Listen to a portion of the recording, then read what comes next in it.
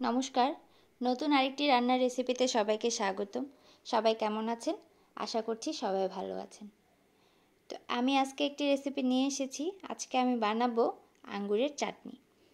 এখন বাজারে প্রচুর আঙ্গুর পাওয়া যায়, আর এমন গরমের দিনে একটু চাটনি হলে খেতে খুব বেশি ভালো লাগে। তো চলুন রান্নাটা শুরু করি। তো রান্না শুরু প্রথমেই আমি এখানে দিয়ে দিয়েছি রান্নার সয়াবিন তেল। আপনারা চাইলে এখানে সরিষার তেলও ব্যবহার করতে পারেন, এতে খেতে ভালো লাগবে।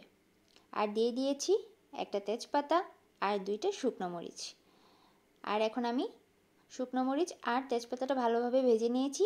তারপরে দিয়ে দিয়েছি 1 চামচ সরিষা ফোড়ন। সরিষা ফোড়নটা আমি এখন খুব ভালোভাবে এখানে ভেজে নিব। ভাজা হয়ে গেলে আমি এখানে দিয়ে দিচ্ছি আঙ্গুরগুলো। এখানে আমি হাফ কেজি আঙ্গুর 2 পিস করে মাঝখানে কেটে নিয়েছি।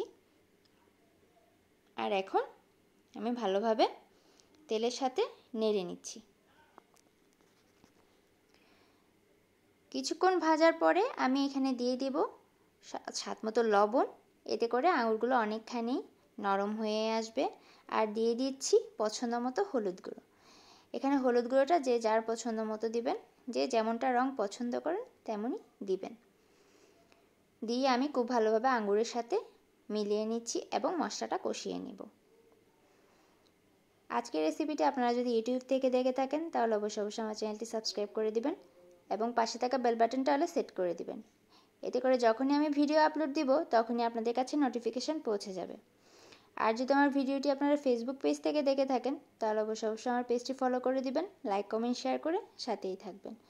কথা বলতে বলতে আমি এখানে পছন্দ মতো চিনি দিয়ে নিয়েছি।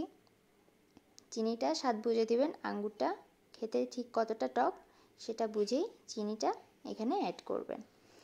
চিনি দেওয়ার কিছুক্ষণ পরেই দেখতে পাবো চিনিটা গলে একদম আঙুরগুলো নরম হয়ে এসেছে। আমি এখানে কোনো রকম জল ইউজ করব না। এখন এই চিনিতেই আঙুরটা সম্পূর্ণ সেদ্ধ হবে। আর দিয়ে দিয়েছি সামান্য জিরা গুঁড়ো আর সামান্য পরিমাণে মরিচ গুঁড়ো। এখন দিয়ে আমি বাদবাকি রান্নাটা করে নিচ্ছি।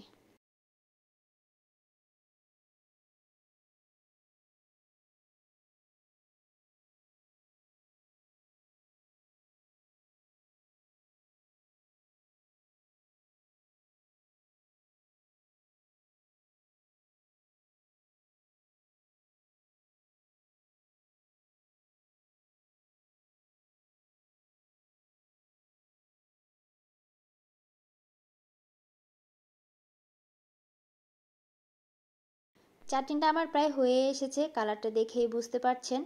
এখন আমি নামানোর আগ মুহূর্তে দিয়ে দিয়েছি সামান্য পরিমাণে লেবুর রস। লেবুর রসটা দিয়ে আমি খুব বেশি রান্না করব না, এতে করে স্বাদটা তেতো হয়ে যাবে। আমার চাটনি অলরেডি হয়ে গিয়েছে, এখন আমি নামিয়ে নিব। আজকের রেসিপিটি কেমন হয়েছে জানাতে ভুলবেন না। পরবর্তীতে নতুন কোনো রেসিপিতে আবারও কথা হবে। আর যদি কোনো রেসিপির রিকোয়েস্ট থাকে সেটাও বলতে পারেন, আমি করে দেখানোর চেষ্টা করব। সবাই ভালো থাকবেন। নমস্কার।